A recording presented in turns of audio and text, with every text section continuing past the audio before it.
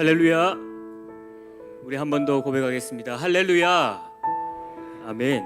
사상교회 114주년 기념부흥회에 오신 우리 사상 식구 여러분들 주님의 이름으로 환영하고 축복합니다. 우리 시간 함께 좌우 디아래를 보시며 한번 이렇게 인사했으면 좋겠습니다. 오늘 이 자리에 참 잘 오셨습니다. 오늘 이 자리에 참 잘 오셨습니다.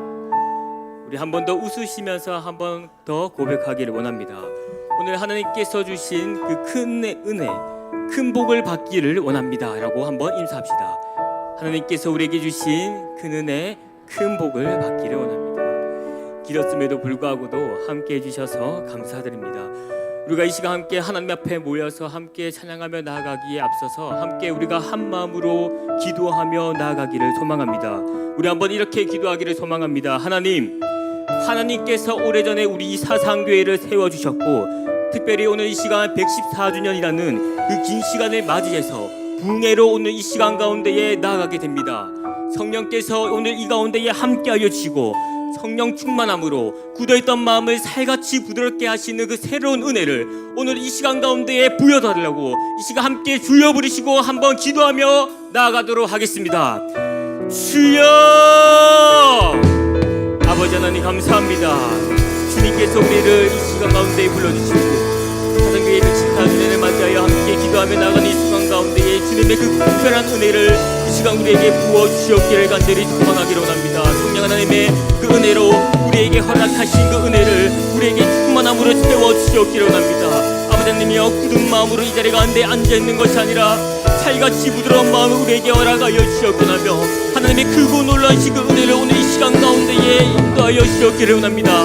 하늘 문을 여시고 성령 하나님의 그 은혜로가 이 가운데에 이곳 가운데에 충만해질 수 있도록 주님께서 우리와 함께하여 주시는 그 임재가 가득히 느껴질 수 있도록 주님께서 이 시간 가운데에 함께 인도하여 주시옵기를 원합니다. 우리가 마음을 다하여 고백하며 나갈 때에 주님 홀로 영광 받아 주시옵소서.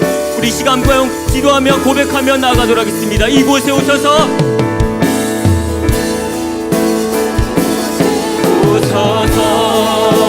이곳에 앉으소서. 이곳에서 드리는 예배를 받으소서. 주님의 이름만이 오직 주의 이름만. 우리 한 번 더 고백하겠습니다. 이곳에 오셔서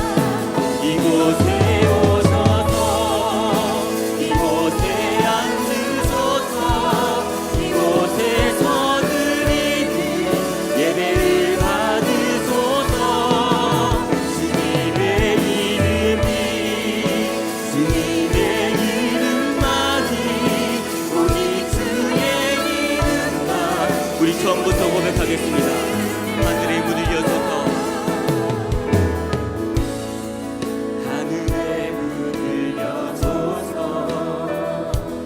이곳을 주목하소서. 주를 향한 노래가 꺼지지 않으니 하늘을 열고 보소서. 이곳에 임재하소서.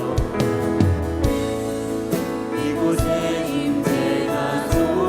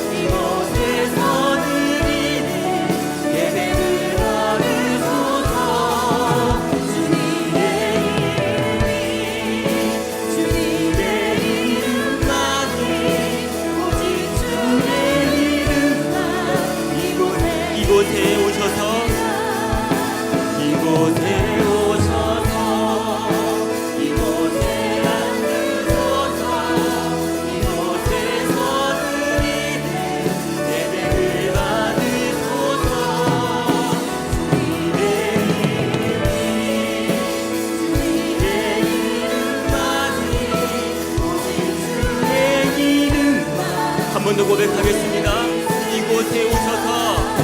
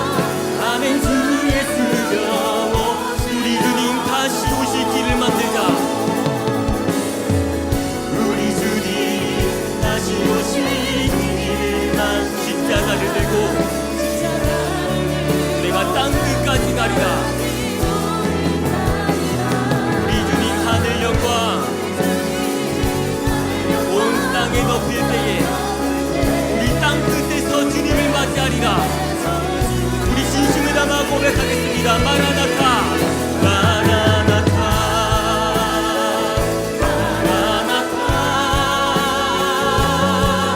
아멘 주 예수여 오시옵소서 마라나타 마라나타 아멘 주 예수여 오신 마라나타 마라나타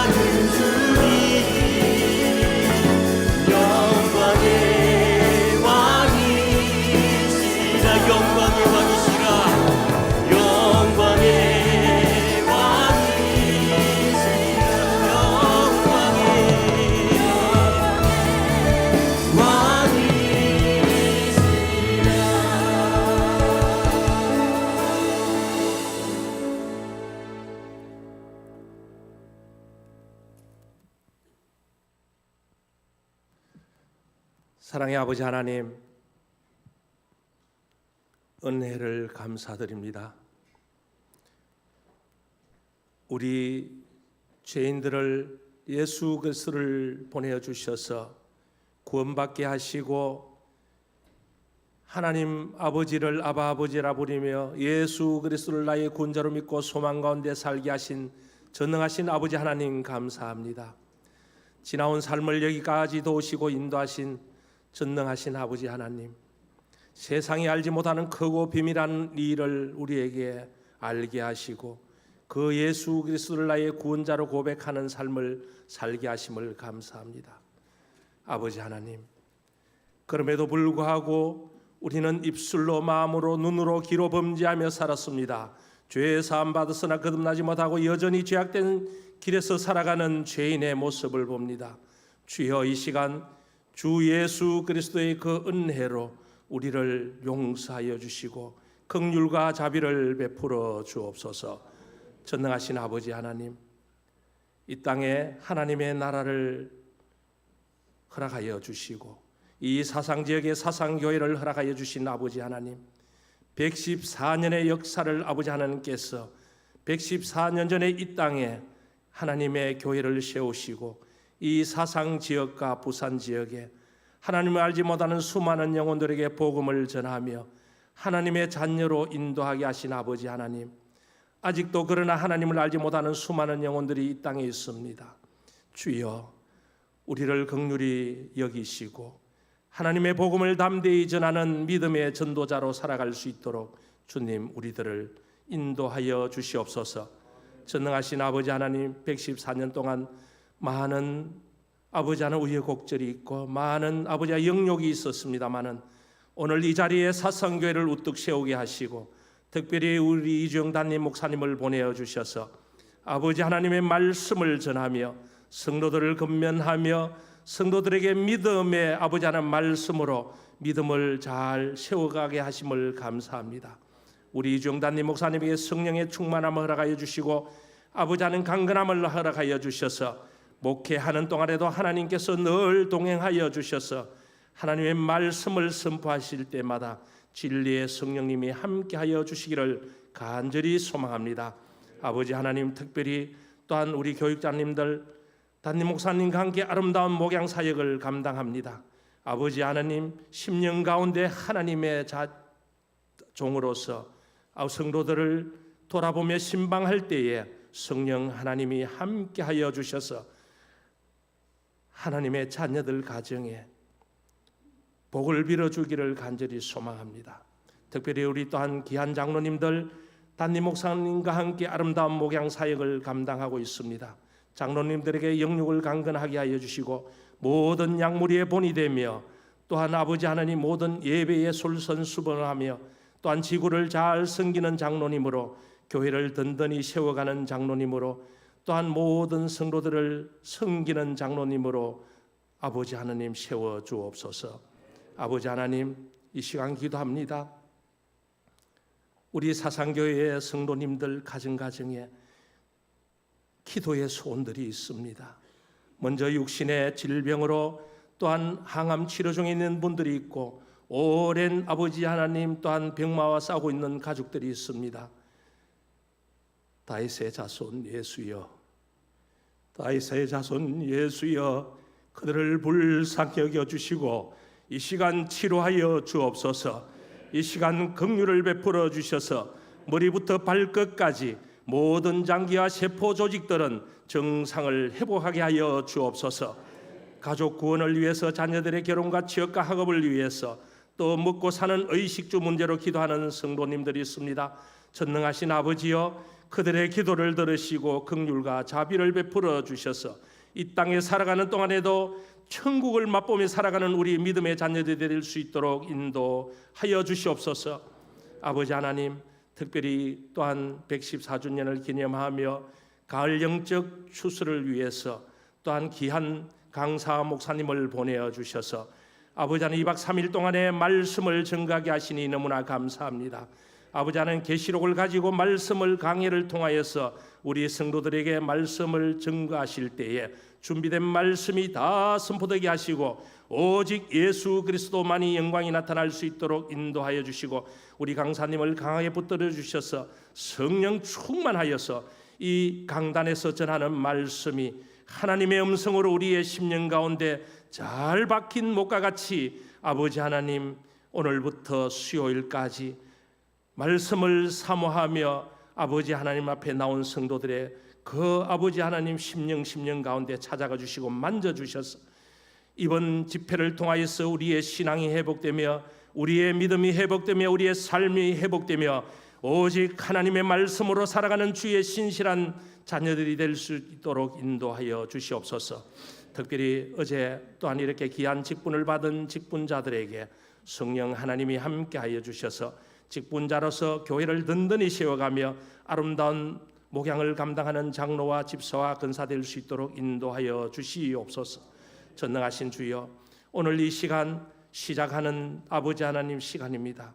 수요일 마치는 시간까지 성령 하나님이 이곳에 운행하여 주셔서 한 사람 한 사람 심령 가운데 성령 하나님을 만나게 하시고 진리의 성령님이 찾아와 주셔서 아버지 하나님 말씀 가운데 은혜 가운데 아버지 하나님 이 집회에 참여하게 하여 주시고 모든 문제들이 해결받는 놀라운 아버지 하나님 집회가 될 수 있도록 인도하여 주옵소서. 특별히 오늘 또한 아버지 하나님 안수 집사회가 아버지 하나님 또한 찬양으로 영광 올려드립니다. 아버지 하나님 그들의 찬양을 기쁘게 받으시고 우리에게는 한량없는 은혜를 내려 주옵소서. 모든 것을 감사드리오며 우리의 구원자 되시며 부활의 산 소망이 되신 예수 그리스도의 이름으로 기도 올리옵나이다. 아멘.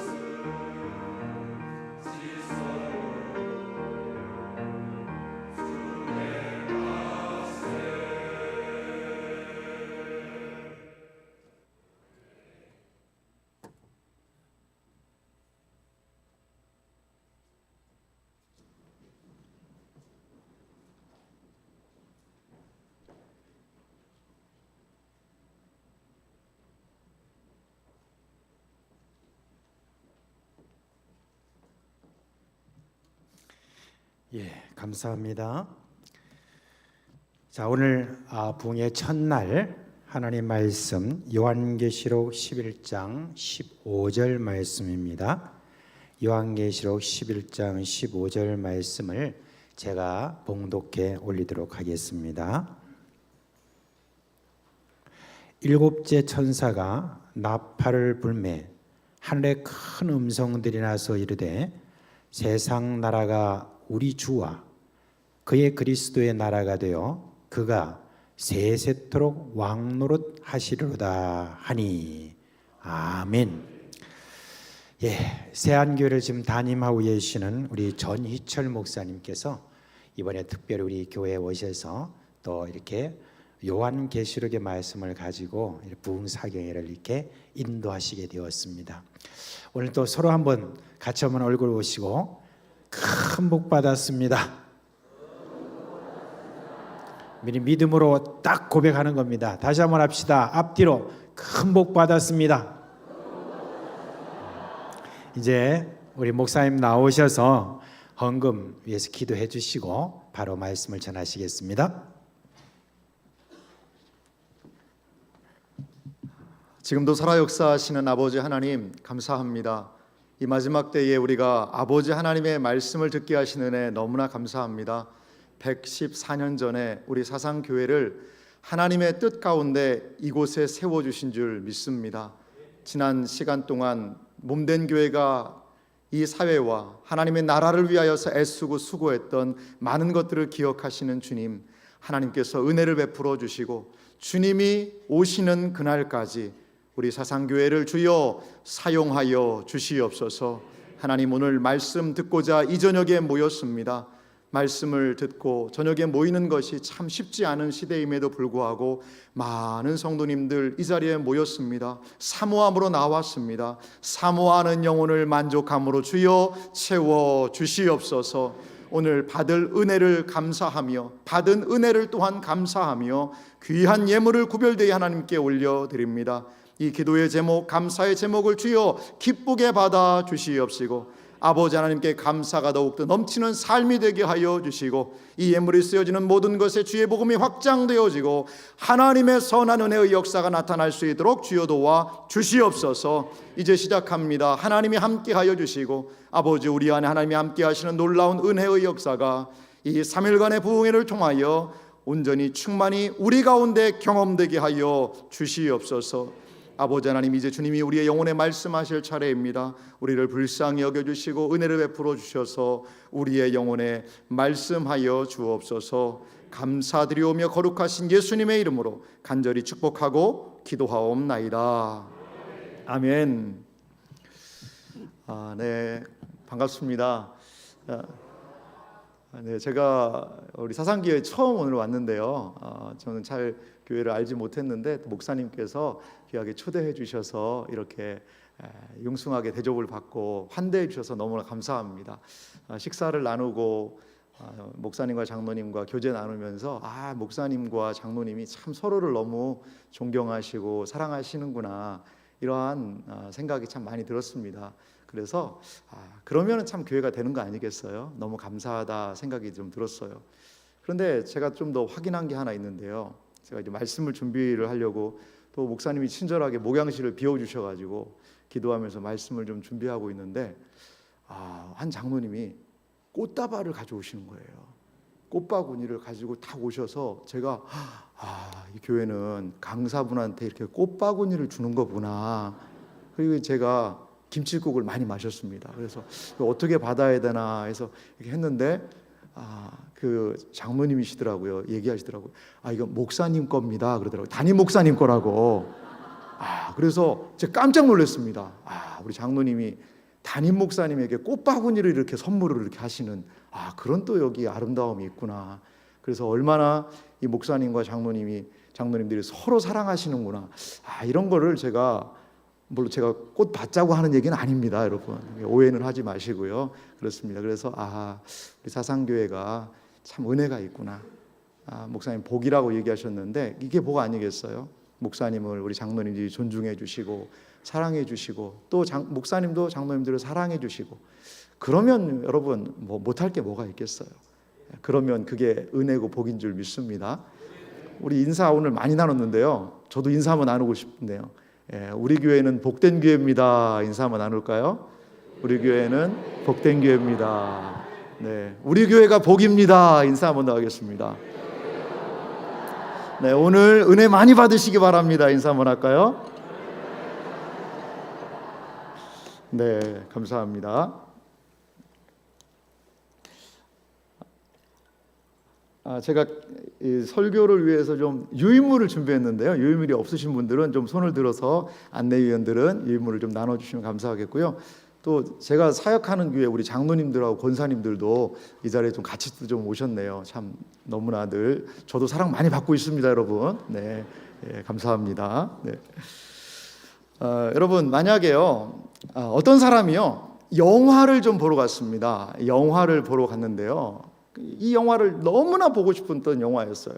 그래서 이제 그 개봉일에 맞춰가지고 정말 가가지고 이 영화를 어렵게 티켓을 구입해서 영화를 봅니다. 한 100분짜리 영화, 1시간 40분짜리 영화였는데요. 영화가 너무 재밌는 거예요. 그래가지고 영화를 몰입해서 보고 스토리 탄탄하고 배우들이 연기를 얼마나 잘하는지요. 와, 정말 내 인생 영화다. 이렇게 영화를 보고 있었어요. 그래서 이제 한 90분 정도, 한 10분 정도 남았는데 그때 갑자기 전화가 오는 거예요. 그래가지고 지금 영화 봐야 되는데 무슨 전화인가 하고 안 받으려고 봤더니 사장님이 전화를 하신 거예요. 사장님. 어떻게 합니까? 그래가지고 당장 나가가지고 사장님 예 하면서 전화를 받았어요. 근데 뭘 물어보시는데 뭐 대답을 잘 못 알아들으시고 막 해서 얘기를 했어요. 예, 그건 이렇게 처리했고 이건 이었습니다. 이게 안 됐던데 아닐 텐데요. 이러면서 막 이것저것 전화를 했어요. 그리고서는 이제 통화를 이제 딱 마치고 다시 이제 영화를 보러 딱 들어왔는데 영화 끝난 거예요, 여러분. 영화 끝난 거예요. 여러분, 이 사람은 영화를 본 겁니까? 못 본 겁니까? 보기는 봤죠. 보기는 봤어요. 그런데 90분은 봤는데 10분을 못 봤단 말이에요. 내가 90분, 90%를 봤는데 그 10% 안 봐도 괜찮다라고 될까요, 그게? 그 10분은요, 그 영화의 모든 갈등이 해결되는 장소가 10분이에요. 그 사람이 왜 이 사람을 죽여가지고, 그래서 이게 도망가가지고, 이거 어떻게 됐냐 이거예요.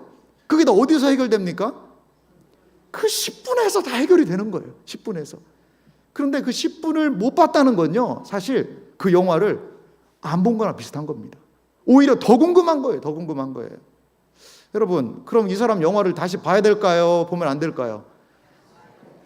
그건 자기 마음입니다. 네. 자기 마음인데 돈 있고 시간 있으면 가서 한 번 더 보겠죠. 여러분, 왜 제가 이런 영화 이야기를 드리냐면요, 꼭 성경이 그런 것 같아요. 우리는 성경을 연초부터 연초에 읽습니다. 창세기 조금 그래도 창세기 여러 번 읽었으니까 어떤 사람은 창세기만 한 30번 읽었다고 그러더라고요. 그리고 출애굽기는 한 20번, 레위기는 한 10번. 왜 점점 줄어드는 거죠, 이게. 힘들어가지고. 그래가지고 이 성경을 보는데 이게 일독으로 해야 되잖아요. 일독의 최종적인 걸림돌은 어디입니까? 요한계시록이에요. 요한계시록. 검정 것은 글자요, 흰 것은 여백이니. 그러면서 어떤 분은 그러더라고요. 요한계시록을 자기는 최대한 빨리 읽는데요. 그냥 순식간에. 왜냐하면 안 읽으면 일독이 안 되고, 천천히 읽자니 무섭고, 이단될까 봐 무섭고, 그러니까 그냥 숨도 안 쉬고 읽어야 요한계시록을 딱 읽어서 일독했다, 이게 된다는 거죠. 여러분, 우리에게 요한계시록은 상당히 어렵습니다. 그런데요, 요한계시록을 이해하지 못하면 100분짜리 영화 마지막 10분 이해하지 못한 것처럼 우리는 성경을 제대로 이해하지 못하고 있을 수도 있어요. 오늘 시간이 허락하는 대로 저는 오늘 이 밤에 우리 이 자리에 계신 우리 성도님들과 요한계시록을요, 1장 1절에서부터 22장 21절까지 전체를 한번 제가 보려고 합니다. 전체를 빨리 읽어도 읽기만 해도 한 40분 이상이 걸리는데요. 그래서 요한계시록에 대한 전체, 개인적으로 성경을 읽으실 때 좀 도움이 되실 수 있도록 여러분들 제가 도와드리려고 왔습니다. 성경책 가져오셨죠? 제가 성경책을 좀 가져오시라고 그랬는데 성경을 넘기면서, 성경을 안 가져오신 분들은 휴대폰 어플을 보셔도 좋습니다. 휴대폰 보아가면서 이렇게 함께 요한계시록의 말씀을 통한 은혜가 우리 모두에게 있기를 간절히 소망합니다. 여러분, 요한계시록이 좀 쉽습니까? 어렵습니까? 네, 우리 여기 3층에도 많은 분들이 앉아 계시는데요. 요한계시록이 생각보다 어렵습니다. 내용을 이해하기가 쉽지는 않아요. 하지만 여러분, 요한계시록이 또 그렇게 어렵지만은 않습니다. 이 세상에는요, 두 종류의 사람이 있습니다. 어떤 사람이 있을까요? 요한계시록을 한번 공부한 사람하고 요한계시록을 공부를 안 한 사람하고 세상에 두 종류밖에 없습니다, 여러분. 오늘 우리 이 밤에 그 두 종류 중에 계시록을 한번 그래도 내가 공부하고 한번 꼈다라는 그 첫 번째 부류에 속할 수 있는 여러분들 되시길 간절히 바랍니다.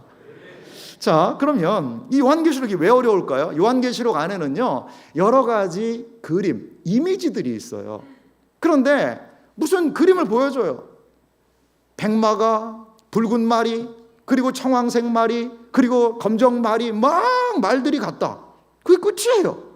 그러니까 이미지는 보여주는데 이거를요, 해설을 잘 안 해줍니다. 그래서 이단들이 요한계시록 좋아해요. 왜 그럴까요? 해설을 안 하니까요, 자기들 마음대로 해석을 하는 거예요.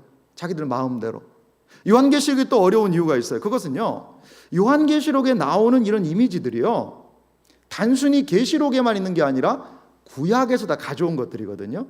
똑같은 말을 갖다가 쓰는 것을 인용이라고 이야기해요. 근데 요한계시록은요, 구약에 있는 내용들을 가져오긴 가져왔는데 조금 모양을 바꿉니다. 그걸 뭐라고 그러냐? 인유라고 이야기해요. 인유. 특별히 어디에서 많이 가져왔느냐? 구약 성경에 다니엘, 그리고 에스겔, 이사야, 스가랴, 이런 우리가 구약 성경에서도 접근하기 힘든 선지서들에 있는 그런 이미지들을 많이 가져왔어요. 그러다 보니까 아니, 선지서도 어려운데 그 내용이 계시록에 있으니 얼마나 더 어렵겠어요. 그런 부분이 있습니다. 요한계시록을 기피하는 그런 부분을 보니까요, 계시록에 대한 그릇된 공포를요, 이단들이 조장을 하고 있습니다. 이단들이 계시록을 이상하게 푸니까 계시록 잘못 보면 이단 된다, 이런 생각이 있어요. 그래가지고 계시록 자체를 공부하는 것, 말씀을 읽고 하는 것 자체를 금기시하는 그런 분들이 있습니다. 여러분, 저도 지금 여기서 고백을 하는데요, 제가 신천지 영상을 봤습니다. 여러분, 하도 뭐 신천지가 이렇다 저렇다 해서 뭐 계시록 얘기도 하고 해서 제가 두렵고 떨림으로, 이 영상 보다가 진짜 신천지 목사 되는 게 아닌가. 근데 이 영상 보면 봤더니 막 조회수가 막 한 5만 회 정도 되더라고요. 오, 주님, 나의 믿음 없음을 용서해 주시고, 아무튼 주여 나를 지켜달라고 그러면서 신천지 영상을 한번 봤어요. 그럼 막 계시록을 여러 가지로 막 하더라고요. 제가 깜짝 놀랐습니다. 어떻게 이렇게 계시록을 엉망으로 해석을 할까? 그리고 깜짝 놀랐습니다. 아니, 이렇게 해석해 놓은 것에 우리 성도님들이 넘어간단 말인가? 넘어간단 말인가? 여러분, 제가 대신 봤으니까 여러분 찾아볼 필요 없습니다. 예, 찾아볼 필요 없어요. 엉망엉터리로 해석을 합니다. 별별 이야기 다 있더라고요, 정말. 야, 이렇게 황당할까? 사랑하는 성도 여러분, 하지만 이 요한계시록이 우리가 접근하기 어려운 이런 부분들이 분명히 있어요. 하지만 요한계시록은 어떤 책일까요? 무서운 책, 봉인된 책, 금기된 책, 잘못 읽다가 이단으로 나가는 책? 아니요, 아니요, 그렇지 않습니다. 요한계시록은 우리가 가장 사랑하는 예수님이 주신 말씀이에요. 예수님의 말씀이에요. 우리 요한계시록 1장 1절 말씀을 한 목소리로 같이 읽어볼까요? 같이 읽겠습니다. 예수 그리스도의 계시라. 이는 하나님이 그에게 주사 반드시 속히 일어날 일들을 그의 종들에게 보이시려고 그의 천사를 그 종 요한에게 보내어 알게 하신 것이라. 아멘. 요한계시록의 첫 단어는 무엇입니까? 예수 그리스도의 계시라. 우리 예수님의 말씀, 이것이 바로 요한계시록의 시작이라는 겁니다. 요한계시록이 주어진 목적은 무엇입니까? 그의 종들에게 보이시려고. 예수님이요, 우리에게 뭔가 알려주시고 싶은 게 있어서, 우리에게 보여주시고 싶은 것이 있어서 남겨주신 책이 요한계시록이라는 것입니다. 그렇습니다. 요한계시록이 예수님의 사랑 마음을 알 수 있는 책이에요. 그러면 우리는 어떻게 이 계시록을 이해하고 알 수 있을까요? 예수님의 사랑, 예수님의 마음이 계시록에 있다면 어떻게 우리는 이 계시록을 이해할 수 있을까요? 여러분들에게 나눠드린 유인물을 한번 보시기 바랍니다. 유인물을 제가 나눠드렸는데요, 이 내용을 보면 요한계시록의 구조라는 게 있습니다. 요한계시록의 구조가 있는데요, 이 요한계시록은 지금 우리에게 주어진 형태는 글이에요. 글이기 때문에요, 모든 글은요 서론이 있고 본론이 있고요, 결론이 있어요. 그렇기 때문에 이 글을 잘 이해하기 위해서는 구조를 파악하는 일이 가장 먼저 필요한 것 같습니다. 그래서 제가 거기 요한계시록의 구조를 담아놨는데요, 서론은 1장 1절에서부터 1장 8절 정도가 서론이고요, 결론은 22장 6절에서부터 22장 21절까지가 요한계시록의 결론입니다. 이제 요한계시록을 알려고 그러면 중요한 게 뭐냐면 본론적이에요. 본론에 조금은 복잡한 그러한 이야기가 많이 있습니다. 그러면 오늘 이 자리에서 여러분, 요한계시록을 제가요 해석할 수 있는 열쇠를 좀 하나 드리겠습니다. 오늘 오신 분은요 다른 건 몰라도 이 열쇠 하나씩 가져가셔야 됩니다. 예, 열쇠 가져가셔야 됩니다. 뭐 제가 이런 거 안 하는데 옆에 분들에게 우리 이렇게 얘기 한번 하시죠. 열쇠 꼭 가져가시기 바랍니다. 인사 한번 하겠습니다.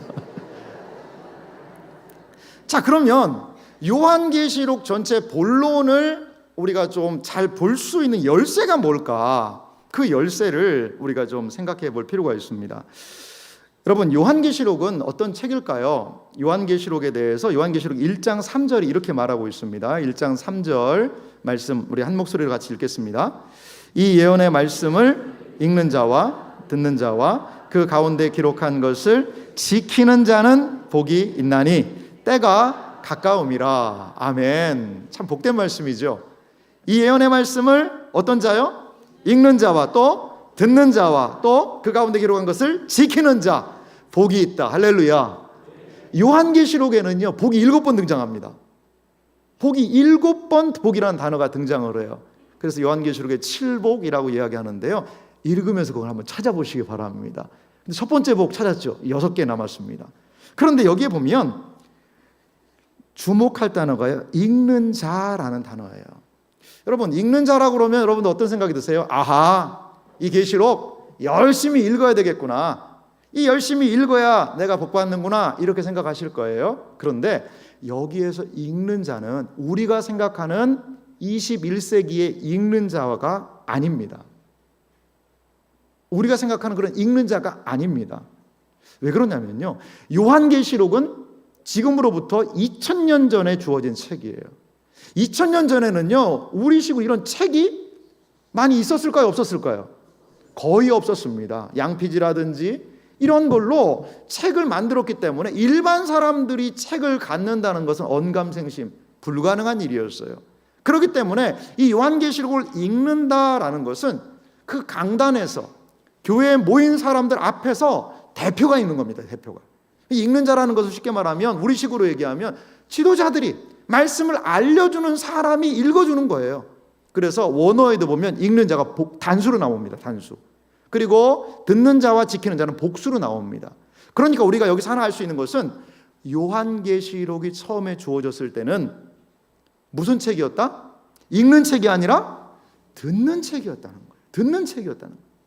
앞에서 계시록을 읽습니다. 그러면요 사람들이 귀를 쫑긋 세우고 그 내용을 잘 듣는 거예요. 그런데 그 요한계시록을 들을 때 4가지의 똑같은 말이 요한계시록 안에 있는 것을 발견했어요. 학자들이 연구해서 발견한 건데요, 여러분 유인물 보시면 3번 요한계시록의 구조를 파악하는 열쇠라고 있죠. 거기 보면 성령 안에서라는 단어가 있습니다.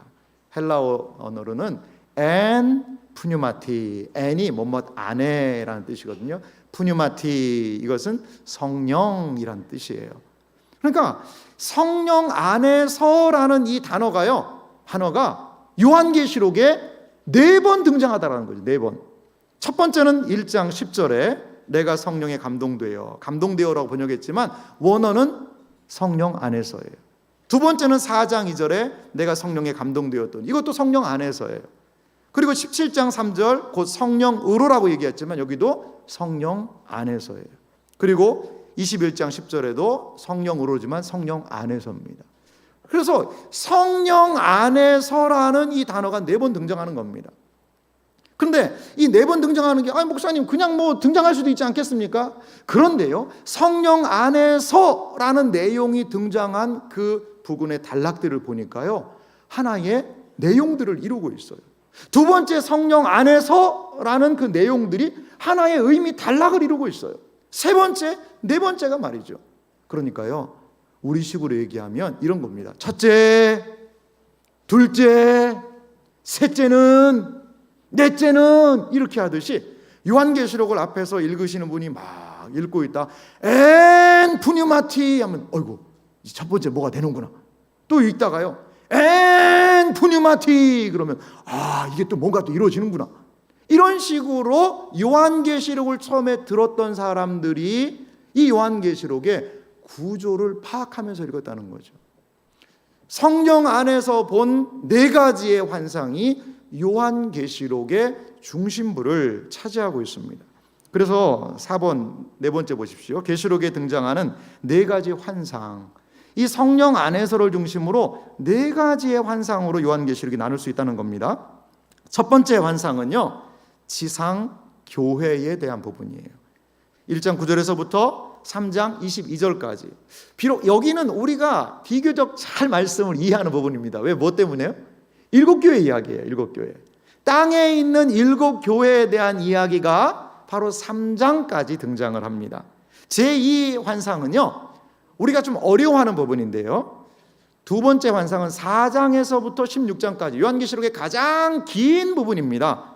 거기에 뭐가 나오냐? 인심판, 나팔심판, 대접심판, 이런 심판 시리즈들이요, 첫째부터 7번째까지 해서 3번씩 21번 심판들이 등장하는, 세상이 심판받는 그 모습을 우리가 좀 볼 수가 있습니다. 세 번째 환상은요, 최종적으로 심판받는 세상에 대한 그런 부분인데요, 거기 보면 17장에서부터 20장까지 세상이 어떻게 최종적인 심판을 받느냐, 이 부분을 열거하고 있고요. 마지막 네 번째 환상은 21장부터 22장 5절까지 천상의 교회, 완성된 교회는 어떤 모습이냐, 이것을 요한계시록이 얘기해 주고 있다는 거죠. 네 번의 성령 안에서를 중심으로 4가지의 큰 환상으로 이루어졌다는 겁니다. 그래서 첫 번째는 땅에 있는 교회에 대한 이야기, 두 번째 환상은 심판받는 세상에 관한 이야기, 세 번째 환상은 최종적으로 심판받는 세상에 대한 이야기, 그리고 마지막 네 번째는 완성된 천상의 교회에 대한 이야기. 누군가가 여러분들에게 물어보신다면 계시록이 뭡니까? 라고 한다면 여러분 어떻게 대답해야 될까요? 요한계시록은 교회, 땅에 있는 교회, 세상에 대한 심판, 세상에 대한 최종 심판, 그리고 완성된 교회에 대한 이야기입니다. 그러면 어느 교회 다닙니까? 물어볼 거예요 아마. 어느 교회? 자, 어느 교회 다닙니까? 그래서 요한계시록의 가운데는 교회, 세상, 교회, 이런 식으로 요한계시록이 크게 구성되어 있구나라는 것을 우리가 좀 알게 됩니다. 우리 한번 좀 따라해 볼까요? 교회, 세상, 교회 한번 따라해 보시죠. 교회, 세상, 교회. 여러분, 그래요. 이제 요한계시록 다 끝났습니다. 요한계시록 별 얘기가 아니라 그런 내용이었어요. 여기서 끝나면 좋겠지만 여러분, 이제 조금의 살을 좀 붙여보겠습니다. 그렇다면 과연 첫 번째 땅에 있는 교회는 어떤 내용일까? 땅에 있는 교회들을 어떻게 이야기하고 있을까? 세상이 심판받는다는데 세상은 어떤 식으로 심판이 전개될까? 그리고 최종적으로 심판받고 그리고 마지막으로 새하늘과 새 땅에 완성된 교회의 모습은 어떨까? 이거에 대한 오늘 이 저녁에 좀 살을 붙여보도록 하겠습니다. 여러분, 요한계시록 이제 본론으로 좀 들어가서요, 1장 9절에서부터 본론이 시작이 됩니다.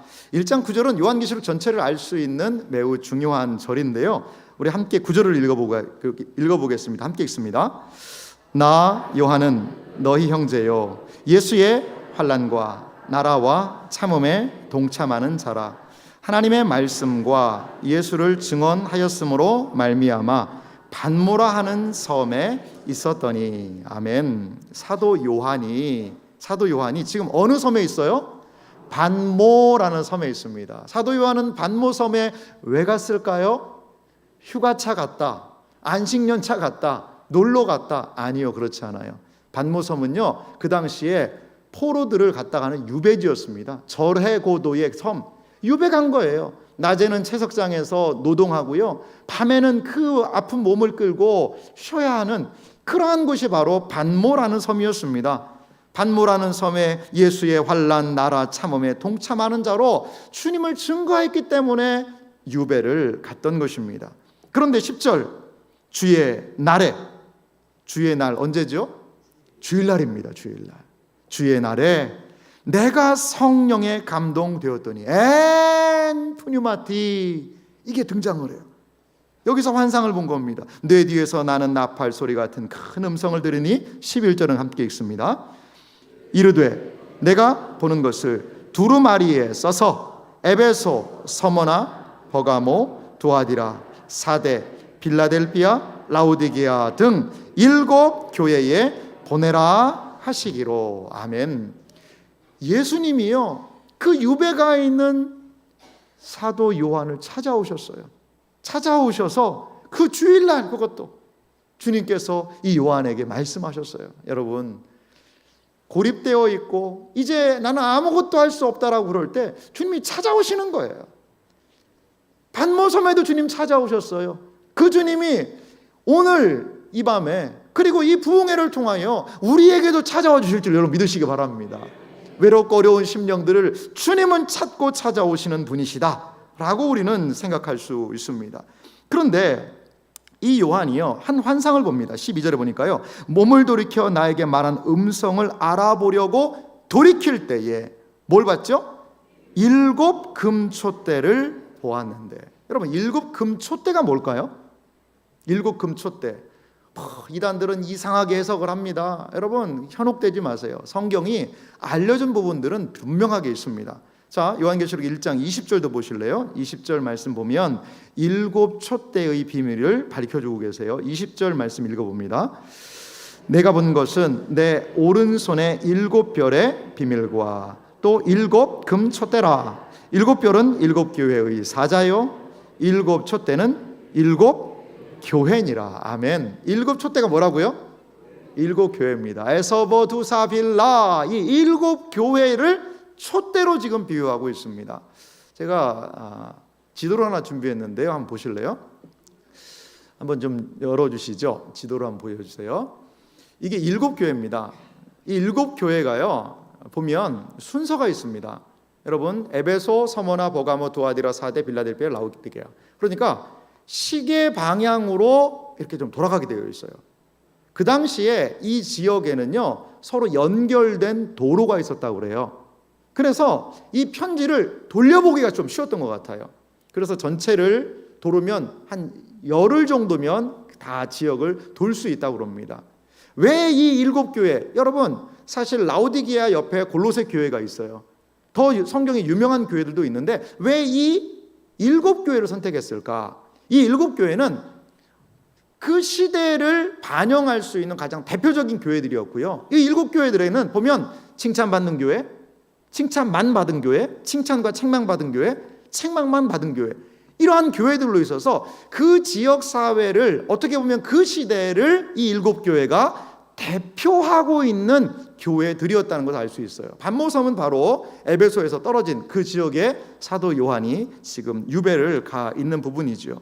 그렇습니다. 이 7 교회를 향하여서 주님은 말씀하고 싶으신 거예요. 하나님의 뜻을 알려주고 싶으신 것입니다. 그래서 요한계시록 2장 1절을 한번 볼까요? 에베소 교회에게 어떻게 말씀하셨는지 2장 1절 말씀 함께 있습니다. 에베소 교회의 사자에게 편지하라. 오른손에 있는 7 별을 붙잡고 7 금촛대 사이를 거니시는 이가 이르시되. 아멘. 교회의 특징은 뭐냐면요, 먼저 주님이 자기가 누구인지를 소개하세요. 에베소 교회 사자에게 편지하라. 오른손에 7별을 붙잡고, 7별은 보니까 7교회의 사자다. 아마도 뭐 천사라는 말도 있지만 저는 지도자들 같아요. 그 지도자들을 별을 붙잡고 7 어디예요? 금촛대 사이를 거느시는 이가 이르시되, 예수님이 에베소 교회에 자신을 소개하실 때요, 이 7 금촛대 사이를 거느신다고 그랬어요. 자, 복습합니다. 7교회는 7 금촛대는 이거 제가 답을 얘기했네요. 7 금촛대는 뭐라고 그랬죠? 7교회예요. 근데 우리 주님이 어떻게 하고 계세요? 그 7 촛대 사이를 거늘고 계신다는 거예요. 사랑하는 성도 여러분, 주님은요 교회를 그냥 알아서 해라 하고 멀찍이 계신 분이 아니에요. 교회가 힘들고 어려울 때도 그 교회를 거닐고 계세요. 함께 하고 계세요. 7교회의 별 지도자들을 붙들고 계세요. 그러면 교회 될 줄 여러분 믿으시기 바랍니다. 이렇게 해서 교회들을 향하여서 지속적으로 말씀하십니다. 3장 가볼까요? 3장 1절도 한번 읽어봅시다. 4대 교회의 사자에게 편지하라. 하나님의 7 영과 7 별을 가지신 이가 이르시되, 내가 내 행위를 아노니 내가 살았다 하는 이름은 가졌으나 죽은 자로다. 아멘. 4대 교회는 책망받죠. 죽은 자라는 거죠. 살았다 하는 이름은 가졌으나 죽은 자라고 책망받는 이런 교회도 있습니다. 7 교회들이 이렇게 책망을 받기도 합니다. 주님께서 그들을 일으켜 세우기를 원하시는 겁니다. 3장 8절도 한번 보실래요? 빌라델피아 교회에 대한 이야기인데요, 이런 부분이 있습니다. 3장 8절 제가 읽겠습니다. 볼지어다 내가 내 앞에 열린 문을 두었으되 능히 닫을 사람이 없으리라. 내가 내 행위를 아노니 내가 작은 능력을 가지고서도 내 말을 지키며 내 이름을 배반하지 아니하였도다. 어떤 교회는 부유한 교회도 있지만요, 이거는 작은 능력을 가진 그런 교회도 있습니다. 셋째 날 새벽에 빌라델피아 교회에 대한 말씀을 함께 좀 나누고 싶은데요, 참 복된 말씀이 많아요. 그러니까 주님께서는 이 지상에 있는 교회들의 관심을 갖고 계신다는 거예요. 이 지상에 있는 교회들을 늘 돌아보시고 교회를 위하여서 일하고 계시는 분이라는 것입니다. 7 교회의 이야기를 마무리하면서요, 21절 말씀 보실래요? 3장 21절인데요. 이기는 그에게는 내가 내 보좌에 함께 앉게 하여 주기를, 내가 이기고 아버지 보좌에 함께 앉은 것과 같이 하리라. 이 7 교회에게 계속 주님이 요구하시는 게 있어요. 이기는 자는, 이기는 자는, 이기는 자는. 그러니까 7 교회는 뭐 하라는 겁니까? 이 세상에서 이기라는 거예요. 싸우라는 거예요. 제가 요한계시록 전체 주제를 승리하는 교회의 로드맵, 지도라고 말씀드렸는데요, 그렇습니다. 계시록은요 두렵게 하려고 준 책이 아니에요. 계시록은 교회의 승리 방정식이 있습니다. 교회가 어떻게 이 세상에서 승리할 수 있을 것인가. 2000년 전에 초대교회 성도들 얼마나 박해가 많았는 줄 아세요? 박해가 있고 어려움이 있고 신앙생활을 한다는 명목으로 이 상인 길드라고 그러는데요, 같이 장사를 해야 되는데요, 예수님 믿으니까 거기 안 껴주는 거예요. 그러니까 경제적으로 형편이 어려워져요. 순교를 합니다. 경제적으로 고립을 당합니다. 그럼에도 불구하고 믿음 생활하는 거예요.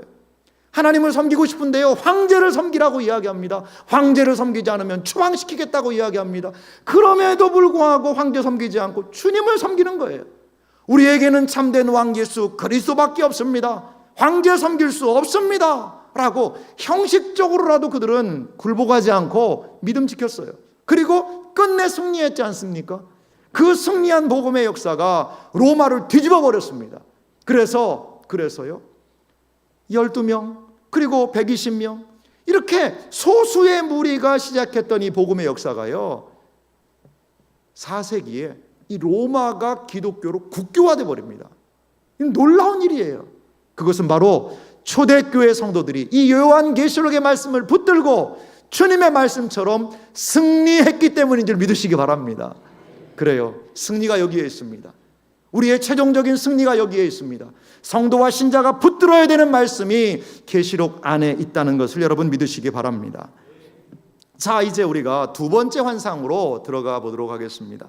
두 번째 환상은요, 4장에서부터 16장까지 조금 내용이 길게 전개되어 있습니다.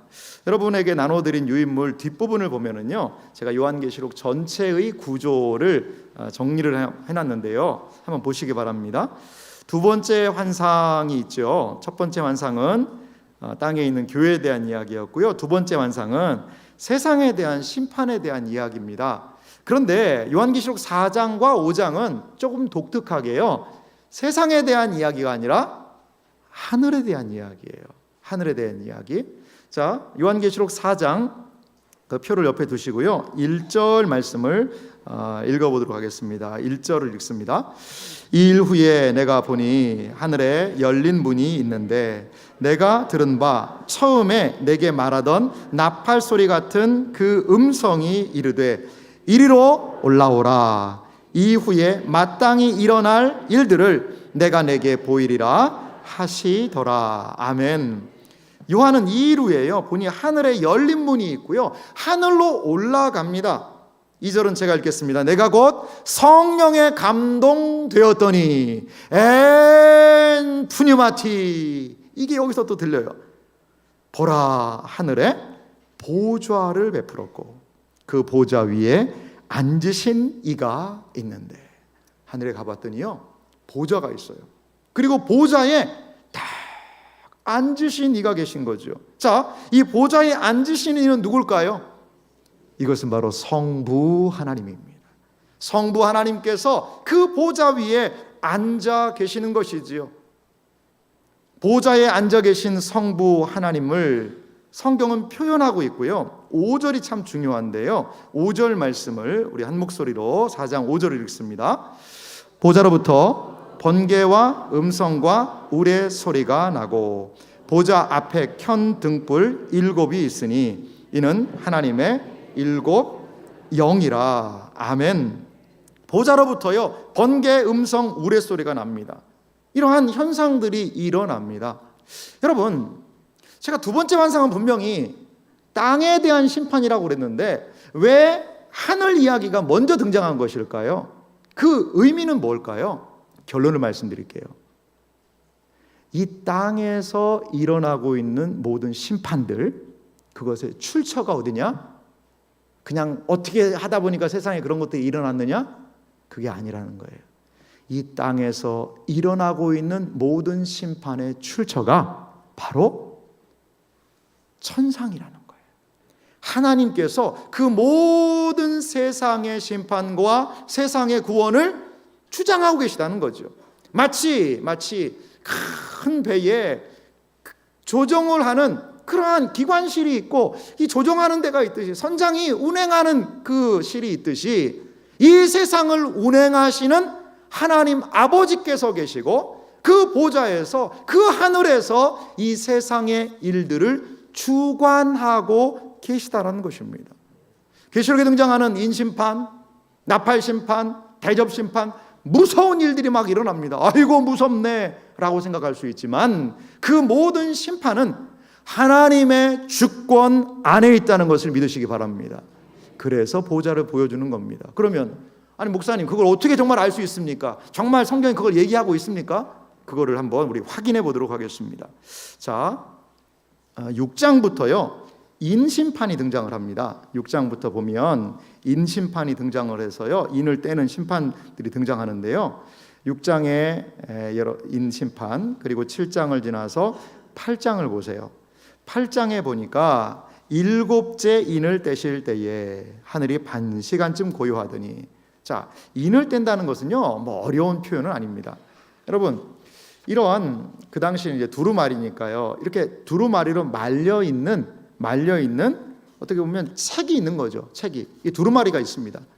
두루마리, 뭐 양피지일 수도 있고요. 그런데 거기에 쉽게 말하면 이렇게 스티커를 제가 지금 하나 붙여놨잖아요. 이게요 7개가 붙어 있는 거죠. 이게 용도는 뭘까요? 뭐 하라는 걸까요? 보지 말라고.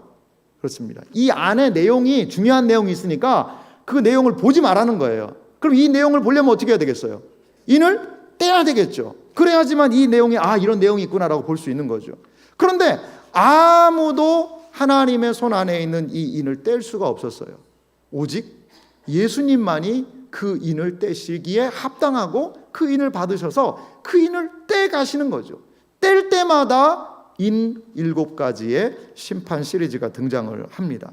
그런데요, 7인을 8장에 떼고 8장 5절 말씀을 보면 7번째 인, 그래서 봉인된 게 다 열렸습니다. 그때 일어나는 현상을 8장 5절에 이렇게 기록을 하고 있죠. 8장 5절 같이 읽습니다. 천사가 향로를 가지고 제단에 불을 담아다가 땅에 쏟음에 우레와 음성과 번개와 지진이 나더라. 아멘. 자, 보십시오. 4장 5절에 보좌에서 어떤 현상들이 있었죠? 번개와 음성과 우레 소리가 났다. 자, 8장 5절에도요, 땅에 쏟으니까 우레와 음성과 번개와 지진 추가됐어요. 이런 현상들이 일어나는 거죠.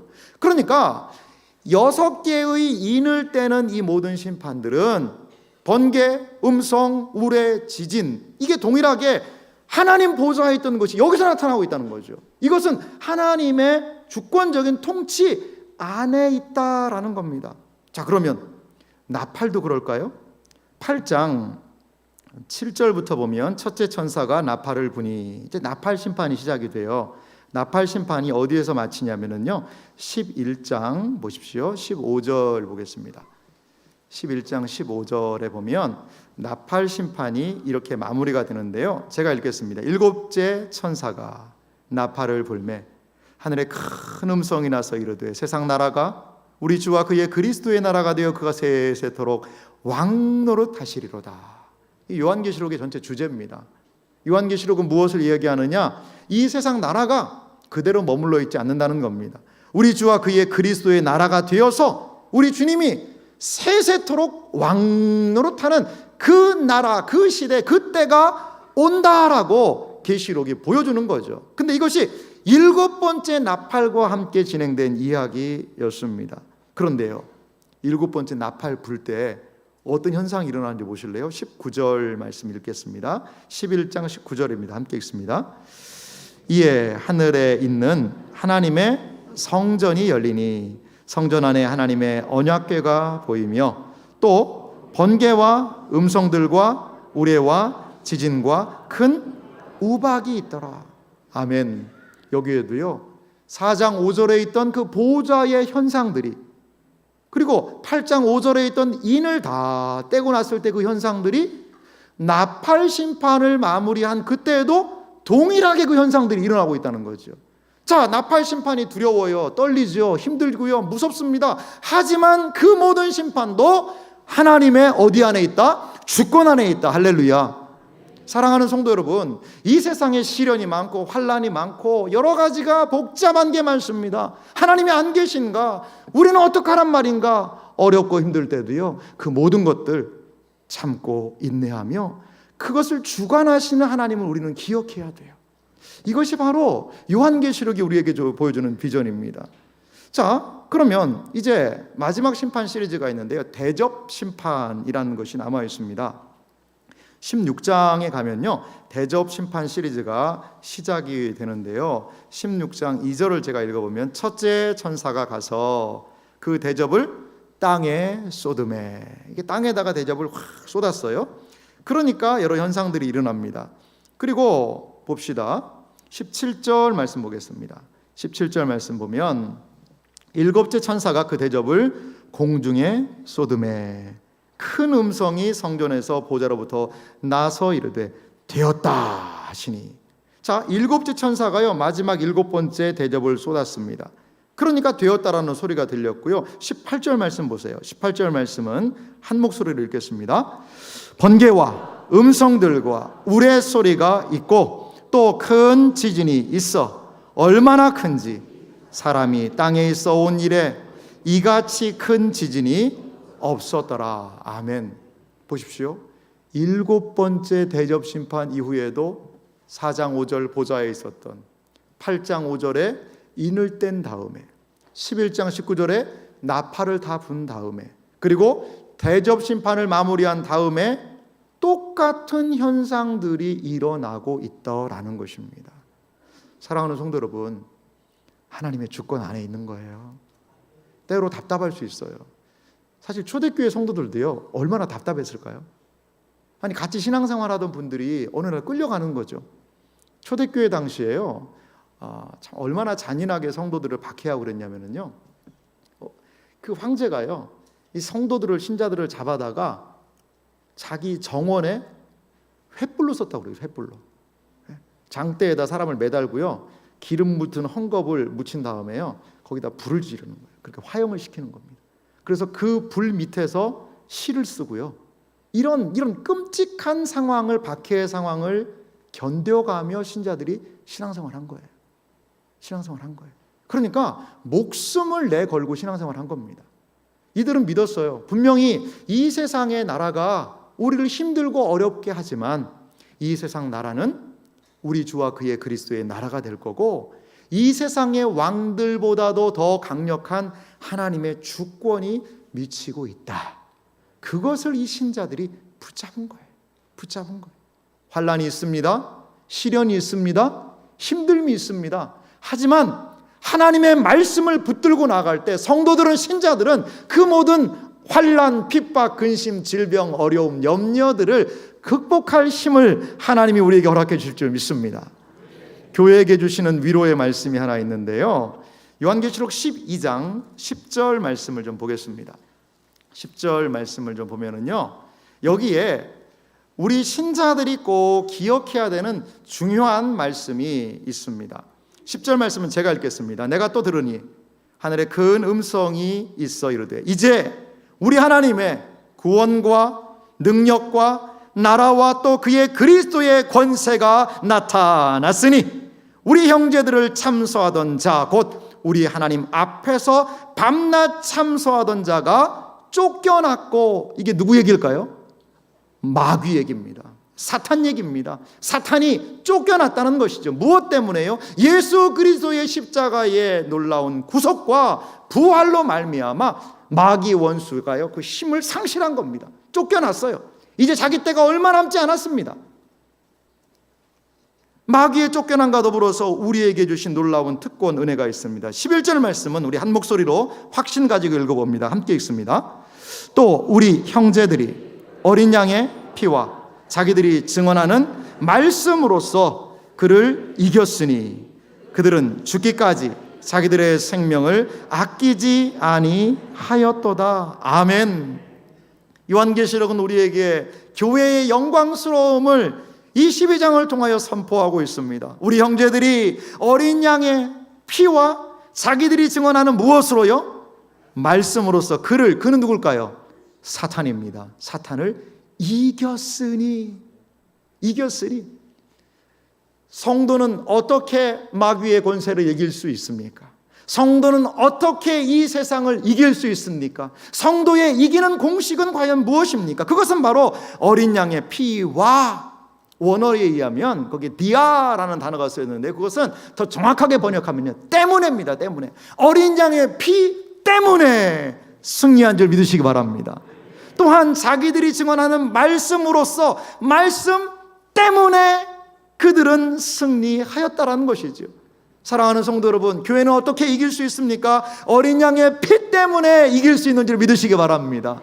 성도는 그들이 증언하고 나타내고 드러내는 그 말씀 때문에 승리할 줄 믿습니다. 이것이 바로 교회가 이 세상에서 환난, 핍박 가운데서도 승리하고 이길 수 있는 중요한 법칙이요, 방식이라는 것입니다. 저는요, 심판이 진행되더라 하더라도 우리 두려워하지 말아야 된다고 봐요.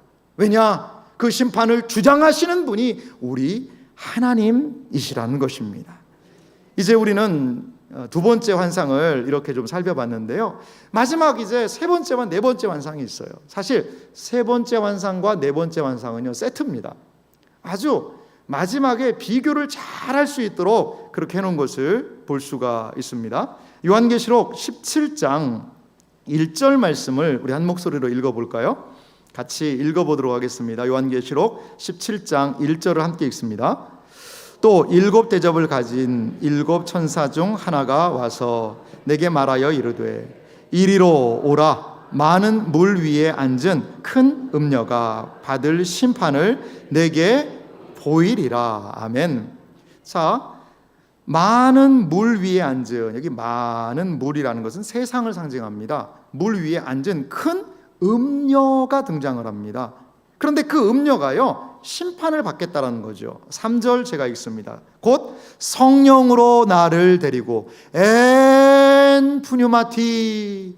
세 번째로 이게 들리니까 성도들이 더 귀를 쫑긋 세우고 듣겠죠. 아, 세 번째 환상이구나. 성령으로 가니 내가 보니 여자가 붉은빛 짐승을 탔는데 그 짐승의 몸에 하나님을 모독하는 이름들이 가득하고 7머리와 10뿔이 있으며. 자, 여자가 등장을 해요. 이 여자가 등장하는데 이 여자의 정체가 요한계시록 17장 5절에 이렇게 나타나 있습니다. 5절 말씀도 있습니다.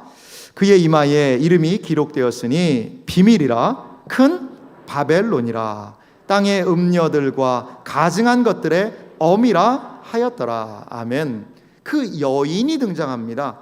근데 음녀라고 해요. 음녀는 쉽게 말하면 창녀입니다. 창녀. 이 여인이 등장하고 그 여인을 뭐라고 부르느냐? 큰 바벨론이다. 이렇게 이야기를 해요. 여인을요, 큰 바벨론이라고 이야기합니다. 바벨론이 뭐죠?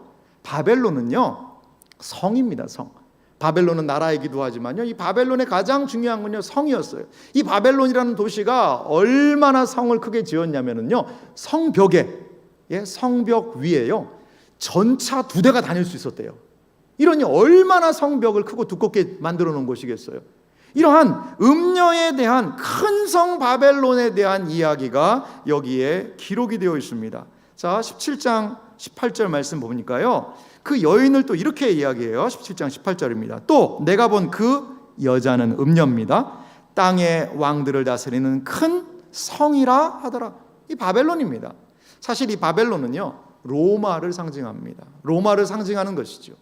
그래서 이 큰 성 바벨론이 무너지는 장면이 18장에 등장을 해요. 18장 2절 보니까요, 힘찬 음성으로 외쳐 이르되 무너졌도다 무너졌도다 큰 성 바벨론이요. 바벨론이 무너졌다는 겁니다. 삽시간에 무너져 버립니다. 그래서 바벨론이 심판을 받고 또한 이 세상이 심판받는 이야기. 누구도 심판받는 줄 아세요? 마귀도 최종적으로 심판받습니다.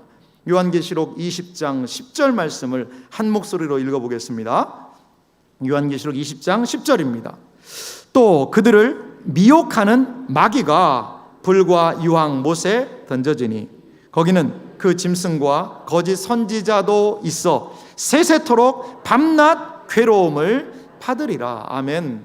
마귀가요, 우리의 원수 마귀가 최종적으로 불못에 빠져서 심판받는 날이 있다는 것이죠. 계시록은 그걸 이야기합니다. 마귀를 따르는 이 세상 무너졌도다 무너졌도다 그 큰 성 바벨론은 무너지고 말 거라는 것이죠. 이 세상 나라는 이렇게 분명한 끝을 구할 겁니다. 이 세상이 구하는 것은요, 크기예요. 큰 것이죠. 이것이 바로 이 세상성의 상징입니다. 그런데요, 요한계시록은 또 하나의 성을 우리에게 소개해 주고 있어요. 마지막 네 번째 환상을 좀 보면은요, 요한계시록 21장 9절 말씀을 좀 보도록 하겠습니다. 9절 말씀을 보면은요, 제가 읽겠습니다. 7 대접을 가지고 마지막 7 재앙을 담은 7 천사 중 하나가 나와서 내게 말하여 이르되 이리로 오라. 내가 신부 곧 어린 양의 아내를 내게 보이리라 하고. 10절은 같이 읽습니다.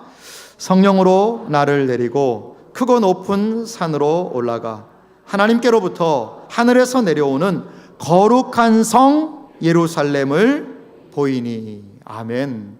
앞에는요, 큰 성 바벨론이 등장을 했습니다. 그리고 음녀가 등장을 했지요. 그런데 21장의 내용을 보면 신부가 등장해요. 9절에 신부. 이 세상에서 가장 예쁜 여자가 누굴까요? 신부입니다. 신부. 이 세상에서 가장 고귀한 여성이 누굴까요? 신부입니다. 신부. 음녀와 신부는요, 천지 차이예요. 자, 그런데 10절에도 성이 등장하는데 어떤 성이 등장합니까? 예루살렘이 등장합니다. 그런데 예루살렘 앞에 어떤 수식어가 붙냐면요, 거룩한 성 예루살렘이에요. 이 세상은 무엇을 추구합니까? 크기를 추구합니다. 큰 성 바벨론. 이 세상은요, 크면 무조건 좋다라고 생각을 해요. 커야 좋다는 거예요. 제가 어떤 한 카드 광고를 봤는데요, 이렇게 광고를 하더라고요. 대한민국에 가장 많은 사람이 가입한 이 카드, 여러분, 많은 사람이 갔다는 것, 그리고 크다는 것은 좋은 것 아닐까요? 크다는 것은 믿을 수 있는 것 아닐까요? 제가 그 광고를 보면서 그런 생각했어요. 저거 바벨론이다. 바벨론. 그래요. 세상은요, 크기를 추구합니다. 국가들이 연합해서 연대를 하고 크게 말이죠. 그런데요, 큰 거는요, 한꺼번에 망하기가 쉬워요. 삼국지에 보면 적벽대전이 있지 않습니까? 조조의 배들을요 다 연결해가지고요 큰 함대로 거의 한 대처럼 만들어놨잖아요. 그런데 어떻게 됐어요? 화공으로 불화살로 해가지고 싸워가지고 그 배들이 한꺼번에 다 타버립니다. 여러분, 온 세계는요 지금 한 시간에 망할 정도로는요 하나로 묶여져 있는 것 같아요. 사실 마야 잉카 문명이요 16세기에 망했습니다. 마야 잉카 문명이요, 그 한 문명이 아예 지구상에서 망했는데요. 그랬는데 그때 뭐 마야 잉카 문명이 망했다고 우리나라 조선이 조정 신료들은 모여라, 마야 잉카 문명이 지금 망했다는데 조정 신료들은 대책을 세울지어다, 막 이렇게 얘기합니까? 망한지도 몰랐어요. 그런데 보십시오. 지금 세계가 얼마나 지금 하나로 되어 있냐면, 미국에서 무슨 일이 벌어지면요 우리나라가 타격을 입어요. 2008년에 외환 위기가 왔는데요, 무슨 우리는 알지도 못하는 미국의 부동산에 뭐 모기지론인가 무슨 모기인가 하여간 이게 문제가 발생했거든요. 그런데 그 모기의 여파가요 우리나라 외환 위기에 와버렸어요. 이렇게 세상은요 긴밀하게 지금 하나로 연결되어 있어요. 뭔가 하나가 삐끗하면은요 나비 효과라고 그럽니다. 이 나비가요 이렇게 날갯짓을 하면요 그게 지나가서 태평양 건너가면 이게 태풍이 되어 있대요. 이렇게 전 세계가 하나로 묶여 있는 큰 것을 추구하는 세상이라는 거죠. 그런데 교회는요 크기를 추구하면 안 됩니다. 교회는 크기를 추구하는 게 아니에요. 교회는 뭘 추구해야 될까요? 그렇습니다. 거룩함을 추구해야 되는 거예요. 이 세상에서 교회가 하나님의 뜻대로, 하나님의 말씀대로, 하나님의 은혜를 이 세상에 증거하기 위해서는 교회는 큰 성이 되면 안 됩니다. 거룩한 성 예루살렘을 닮아야 할 줄 여러분 믿으시기 바랍니다. 그래요. 이것이 바로 이 시대 교회의 사명입니다. 이 시대 교회는 하나님의 말씀을 붙들고 순결한 신부로 살아갈 때에 하나님의 놀라운 은혜의 역사를 드러내게 될 줄 믿습니다. 여러분, 새하늘과 새 땅에요 아주 의미 있는 문이 있어요. 이 문을 제가 마지막으로 소개할게요. 21장 21절 말씀 우리 읽어보겠습니다. 같이 읽겠습니다. 21장 21절 말씀 읽습니다. 그 12문은 12진주니 각 문마다 한 개의 진주로 되어 있고 성의 길은 맑은 유리 같은 정금이더라. 아멘. 우리가 갈 거룩한 성 새 예루살렘, 새하늘과 새 땅의 모습을 보여주고 있어요. 거기에 문이 12이 있는데요, 그건 무슨 문이라는 거죠? 어떤 보석이 있냐면 진주가 있어요. 이 보면 새하늘과 새 땅을 진주로 많이 보석으로 표현하고 있는데요, 우리 여성분들 상당히 좋아하실 것 같아요. 천국 가면 어머진 다이아 뭐 그러면서 뭐 루비 사파이어 뭐 이런 것들. 근데 이게 보석을 이야기하는 것은 그건 하나님의 성품을 반영하는 겁니다. 그런데요 다 광물성인데 진주만 뭐예요? 진주는요 이게 조개에서 나오는 거잖아요. 조개, 비단 조개가 그 안에서 사실 그게 이물질이 들어온 거거든요. 그걸 이물질이 들어오니까 아프니까 그 액을 내 가지고 싸면서 그 만들어낸 보석이 바로 진주예요. 그래서 진주는 눈물의 보석이라는 이야기 하기도 해요. 눈물의 보석. 그런데요 그 진주가 문에 딱 달려 있는 거죠. 그 문을 지나가면서 우리는 어떤 생각을 품을까요? 그래요, 맞아요. 이 세상의 신자의 삶이 어떻게 보면 진주를 만드는 과정이기도 한 것 같아요. 우리에게 고통이 있어요. 아픔이 있어요. 그 아픔 때문에 오히려 주님 더욱더 꽉 붙잡고 의지하는 거죠. 주님을 더욱더 신뢰하는 거죠. 그러면서 우리의 신앙이 뭐가 되는 거예요? 진주가 되는 것입니다. 이 세상에서 인내하며 고통 속에서도 주님 붙들고 의지하고 신뢰한 그 성도들의 그 눈물의 진주를 주님은 기억하세요. 그래서 우리가 들어가는 그 문에 진주를 달아놓으셨어요. 내가 너의 수고, 내가 너의 눈물, 내가 너의 모든 그 아픔, 거기에서 지켰던 그 믿음 내가 아노라. 그러면서 그 진주의 문으로 통과해서 우리는 주님을 만나 배우는 것, 이것이 우리의 비전, 이것이 우리가 감당해야 되는, 이것이 바로 아버지 하나님께서 우리에게 허락하시는 놀라운 은혜가 아니고 무엇이겠습니까? 성의 길은 맑은 유리 같은 청금으로 되어 있는 가장 값어치 있는 것으로 꾸며져 있는 그 거룩한 성새 예루살렘, 이것이 바로 교회의 최종적인 모습이요 우리가 돌아가야 하는 본향인 줄 여러분 믿으시기 바랍니다. 이제 요한계시록은요 주님이 오시는 것으로 마무리하고 있습니다. 요한계시록 22장 20절 결론 부분의 말씀인데요, 우리 같이 한번 읽어볼까요? 요한계시록 22장 20절 말씀을 같이 읽겠습니다. 함께 읽습니다. 이것들을 증언하시니가 이르시되 내가 진실로 속히 오리라 하시거늘 아멘. 주 예수여 오시옵소서. 아멘. 주님께서는 교회를 대표로 한 요한에게 말씀하셨어요. 내가 진실로 속히 오리라. 여기서 속히 온다는 것은 어떤 의미가 있냐? 예수님의 이제 뭐밖에 안 남았습니까? 예수님 이 세상에 초림하셨어요. 십자가의 구속을 이루셨어요. 부활하셨지요. 그 다음 예수님 뭐 하셨죠? 승천하셨습니다. 이제 남은 한 단계는 뭐가 있습니까? 재림밖에 없는 거죠. 그런 의미에서 속히 일 수 있어요. 마지막 단계라는 거죠. 이제 마지막만 남아있다라는 거죠. 내가 속히 오리라 라고 이야기하자 교회를 대표로 한 사도 요한은 무엇을 말합니까? 아멘 주 예수여 오시옵소서. 아멘 주 예수여 오시옵소서라고 교회를 대표해서 사도 요한은 주님의 이 말씀을 받아들인 거죠. 우리가 찬양했듯이 마라나타 주 예수여 오시옵소서. 마라나타 마라나타 아멘 주 예수여 오시옵소서. 마라나타 마라나타 아멘 주 예수여 오시옵소서. 그 영광스러운 사도 요한의 고백을 이 시대 교회는요 같이 외칠 수 있어야 돼요. 그래서 계시록 주신 것입니다. 힘들지요, 어렵지요, 죽을 것 같지요. 사업도 어렵고 직장도 힘들고 살기도 힘들고 가정도 어렵고 여러 가지 갈등, 오해, 너무나도 힘든 게 많아요. 그럴 때요 계시록을 펴십시오. 계시록에는 주님의 위로가 있습니다. 계시록에는 주님의 은혜가 있습니다.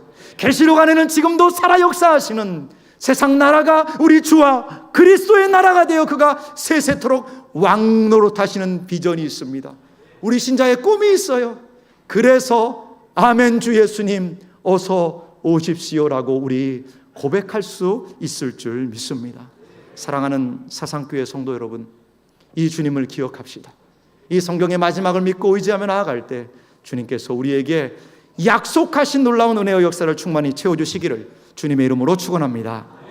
우리 이 시간에 같이 한번 좀 기도하도록 하겠습니다. 오늘 들은 말씀을 좀 기억하면서요 요한계시록 전체 내용을 좀 살폈는데요, 주님 요한계시록을 읽고 또 읽고 그 복에 동참하게 하여 주시옵소서. 두려워하지 않게 하여 주시옵소서. 나는 부족하고 연약하니 알려주시옵소서. 이 계시록의 열쇠를 기억하며 교회에 대한 이야기, 세상에 대한 이야기, 세상의 최종적인 이야기, 교회의 영광스러운 미래를 계시록 통하여 보게 하여 주시옵소서. 또한 우리 교회가 이 계시록 붙드는 교회 될 수 있도록 도와달라고 우리 이 시간에 주님의 이름 부르고 기도하고 목사님 오실 때까지 기도하겠습니다. 주여, 아버지 하나님 그렇습니다. 아버지 하나님, 우리가 이 말씀 안에 이 계시록의 말씀을 부여잡게 하여 주시옵시고, 아버지 사도 요한이 교회를 대표하여 아멘 주 예수여 오시옵소서 말씀했던 그것처럼, 그 고백처럼 우리가 아버지 이 말씀을 부여잡게 하옵소서. 신뢰하게 하옵소서. 의지하게 하옵소서. 그리하여 아버지 하나님의 놀라운 은혜의 역사가 우리 안에 있음을 주여 알게 하여 주시옵소서. 이 말씀 두려워하지 않고 읽게 하여 주시고, 두려워하지 않고 붙들게 하시고, 오 아버지 주님이 오시는 그날까지 우리의 이 말씀을 지키고 자리를 지키며 하나님의 놀라운 은혜의 역사를 아버지 하나님, 아버지 하나님 지키며 나가는 우리들의 모습이 주여 될 수 있도록 아버지 도우시고 인도하여 주시옵소서.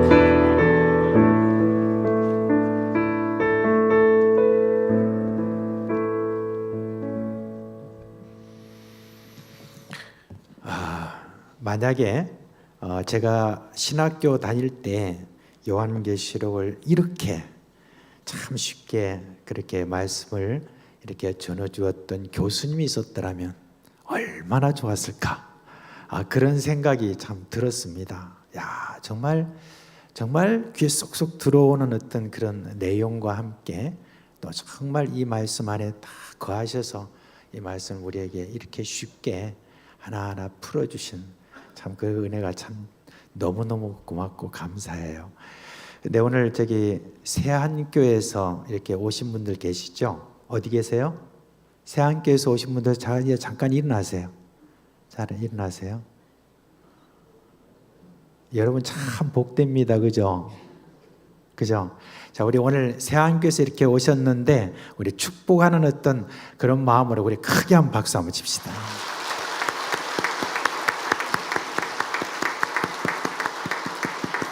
예, 감사합니다. 이번 부흥회를 제가 이제 이렇게 전희철 목사님을 초청한 이유가 사실 저는 극동방송을 애청하면서 특별히 요한계시록으로 지금 매주마다 이렇게 목사님이 나오셔서 지난번에 왔던 조 PD하고 계속 주고받으면서 하나님의 말씀을 풀어주시는데 너무너무 그 시간이 기다려지고 너무너무 좋은 거 있죠. 그래서 제가 그걸 너무 이제 사모하고 하는 가운데서 이번에 정말 그 말씀 좀 들려주세요 라고 이렇게 했는데 첫날 이렇게 이 전체를 가지고 몇 가지 그 단어를 가지고 딱 요약해서 우리에게 딱 쉽게 하나하나 이렇게 알아듣게 이렇게 해주신 거 이거 얼마나 감사한지 모릅니다. 여러분 복된 줄 아십시오. 네. 자, 이 시간 서로 한번 얼굴 보시고 뭐라고 말해야 되겠습니까? 아까 처음에 했던 거 뭡니까? 큰 복 받았습니다. 다 같이. 네. 여러분 이 시대에 이렇게 부흥회를 통해서 요한계시록의 말씀을 붙들고 이렇게 부흥회를 한다는 거 이건 큰 복입니다. 이제 이 마지막 시대에 지금 주변에서 일어나고 있는 이 수많은 많은 것들이 계속해서 연결되고 집중되고 계속 하나로 되어가고 있는 이 거짓이 모든 이 시대 이렇게 볼 때에 바로 이거구나 하는 마음을 오늘 아마 저뿐만 아니라 여러분도 많이 또 가지고 계실 줄 압니다. 이제 여러분 오늘 그 찬송가 200장이라 했지만 우리가 마라나타 그 찬송을 우리 함께 좀 불렀으면 좋겠는데 찬양 앞으로 나오시죠. 찬양의 팀 앞으로 나오시고 네.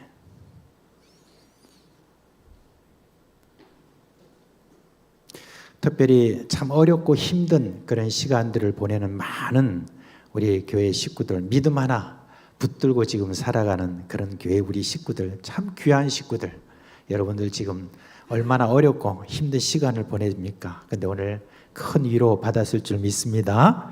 이제 우리 다 자리에서 한번 일어날까요?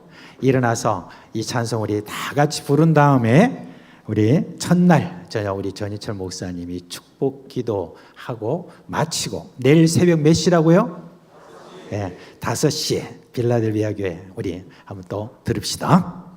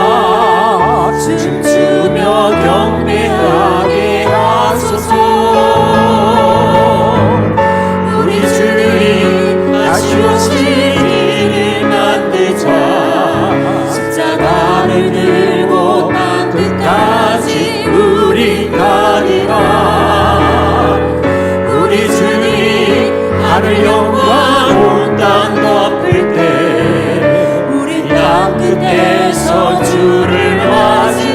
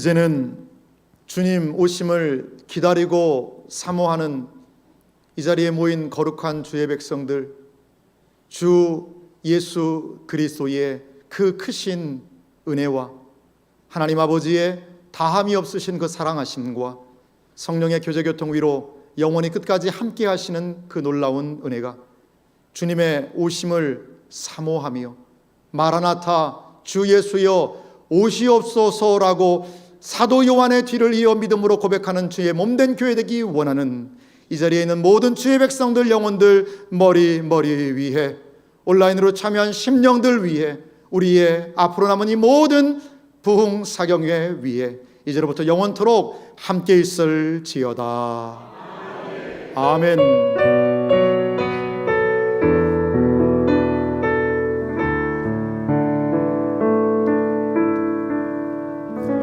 서로 인사하시고 내일 새벽 5시에 여러분 뵙겠습니다. 할렐루야.